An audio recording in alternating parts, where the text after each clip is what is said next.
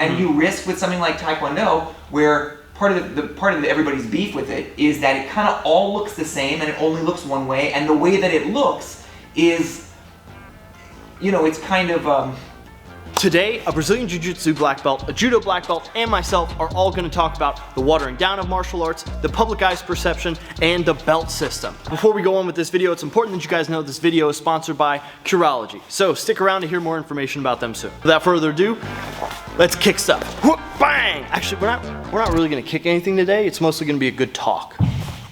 And I'm not saying that this is like a bad thing per se, but I think martial arts have a tendency to become, the more that kids take them, the harder it is for it to become not affected by parents, regulations, policies, and like best practice. So it becomes less of a martial art and more of a sport. And my theory is that Brazilian Jiu Jitsu is starting to do that. But I'd be curious to know your thoughts on it. Well, I do actually, I have a couple of thoughts about that. I like to draw a distinction between thinking about Jiu Jitsu and then Judo and Karate as sport or martial art. Sure. Because I tend to favor a more holistic view of all of them, which is to say, okay, you know what, these are martial arts. That designation kind of keeps them open to different sorts of experiences where they risk becoming less specialized. And I think when things get really specialized, you start to see problems developing where it's either, it becomes black and white. It's either this or it's that. And you see it differently. I mean, you know, Judo is held in place in some ways because of the Olympics. Like the Olympics is the gold standard. So whatever the Olympic committee decides, that trickles down into how Judo is practiced, as I understand it, in most places, right?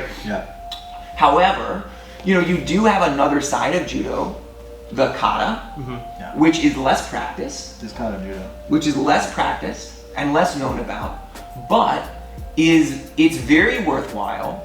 Which is interesting because for Olympic Judo, it's really highly regarded. Whereas Olympic Karate is not so much. And a lot of people are starting to be affected by the fact that Olympic Karate looks much different than karate used to.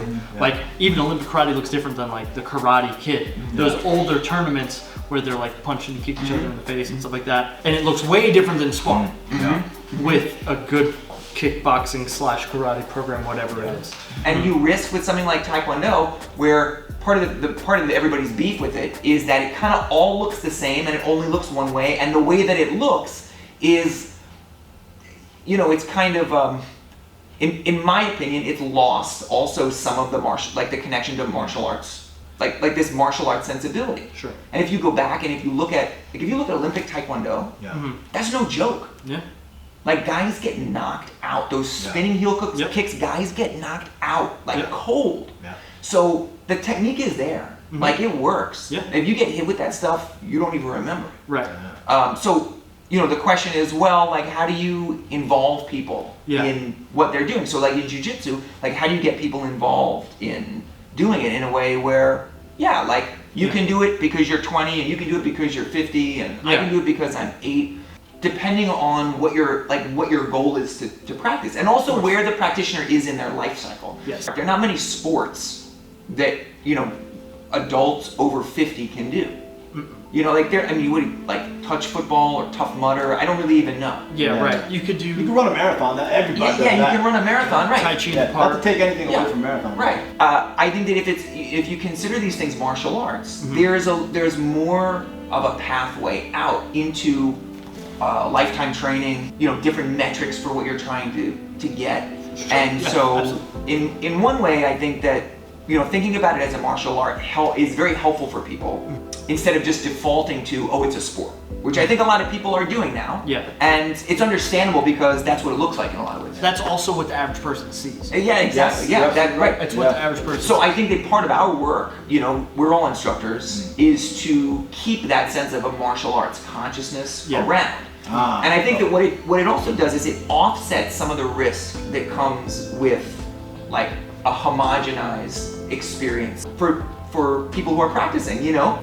Yeah, people call them a librarian. So it's actually interesting you said that, because that gives martial arts like a very library-esque type of meaning to it. Everybody can go there, grab a different book, whether it be fiction. Oh, I love you. Oh, man, you just tied it together. Oh Right. my God. Right, so it can have all these different purposes. It does give it, like, everybody can have their own specific fulfillment from it. And now, a quick talk about our sponsor Curology, followed by the topic of belts. So when Curology first reached out to me, I'm not gonna lie, I was a little dismissive. This is a company that's designed to like help you clean your face on a regular basis, and I was like, what? You know, I'm used to cleaning like the necessities. Just the old, you know, you give it one of those, and then I'm good for like the week. But then I started thinking about what we go through on a regular basis. Like, we go through some nasty stuff. Between like the cross-facing of other people's hands and elbows on our face, and then our face is like rubbing up against the mat. If you train in Jiu Jitsu or Muay Thai, you're constantly like in somebody's armpit for some reason. Or even worse, if you're in Jiu Jitsu, you can get into north-south, which is not the most comfortable position. And not only is it uncomfortable, but it's also bad for your face. Like, to have these harsh materials like constantly rubbing up and down your face. I don't know about you guys, I have super dry skin, so what happens to me is I go through training and I get all sweaty and my skin gets all red and blotchy and itchy when I'm done training. Whether it be sparring, whether it be clinch work, whether it be jiu-jitsu, whatever it is. But it's something that's like really important for us to do, and what Curology does a really good job of is making it super simple. You go through this process of filling out a couple different questions, you talk about your skin a little bit, you say, oh, is it dry, is it super oily? For me, very dry. I need something that's gonna moisturize. So once you get set up with Curology, they send you three things: the cleanser, your own specific formula to help you with your own specific skin, and then a moisturizer to keep your skin happy and healthy. I've been using this product for about 3 months now, and it's awesome. I love it.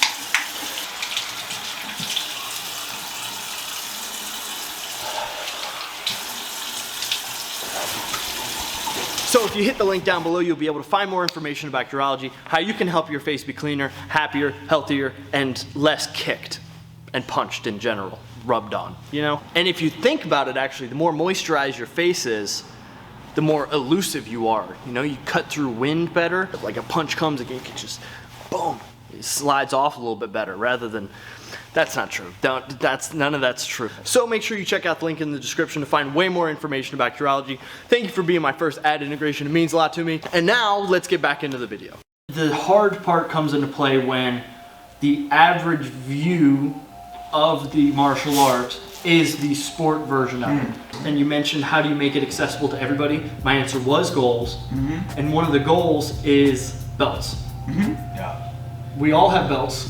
I think that of the three styles, karate has the lesser importance of belts when it comes to the average perception. Yeah, they karate say, black belt. Yeah, you could get it when you're a little kid. Yep. Right. I got mine when I was 11. I've been training for seven or 8 years, but same thing.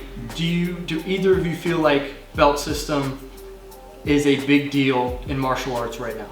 You know, For your martial art even. I think it depends on the place, right? Like if you go to Japan, they're giving out black belts as a symbol of, you know, the basics. Interesting. So you could be a middle school athlete doing judo since you were a little kid. You know all the basics, use a black belt.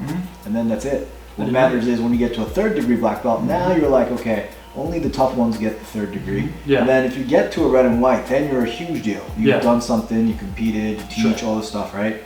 So the way they perceive the black belt over there is very different from the way the average practitioner views the black belt in the United States. And we look at Brazilian Jiu-Jitsu, like Brazilian Jiu-Jitsu black belt takes 15 years. Right? What is the average?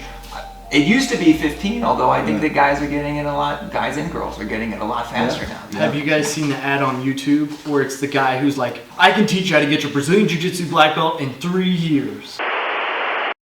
So there are more people who are popping up now who are like, hey, fast track, my way's really good. Even though this is something that we're all learning, I might have a different perspective. Yeah, totally. And you know, 2 things. The first one is, I do think that we make a mistake when we try to make black belt seem objective when actually it's very subjective. And that is a thing, is across all martial arts. You know, people, when we show black belt, we're like, oh, this is what this means.